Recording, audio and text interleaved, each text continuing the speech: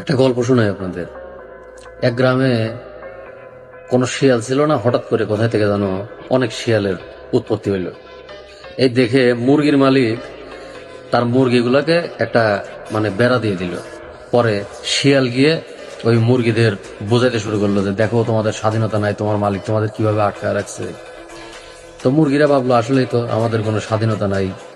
তারা কি করলো, তারা ওই প্ল্যাকার্ড ট্যাকার্ড নিয়ে আন্দোলন শুরু করলো যে আমাদের স্বাধীনতা চাই, আমাদের স্বাধীনতা চাই। মুরগির মালিক তাদের অনেক বোঝানোর চেষ্টা করলো যে এটা তোমাদের স্বাধীনতা না, ওরা একটা ফাঁদ পাচ্ছে, তোমাদের খাওয়ার প্ল্যান করছে। কিন্তু মুরগি তো বুঝতে নারাজ। এইসব দেখে বিরক্ত হয়ে মালিক গেল চলে। এরপর তো শিয়াল মহা খুশি, খুশিতে খুশিতে ওই মুরগিগুলো খাইতে শুরু করলো। এই দেখে মুরগিগুলো বুঝতে পারলো যে তারা একটা ভুল করছে। তারা আবারও ওই মুরগির মালিক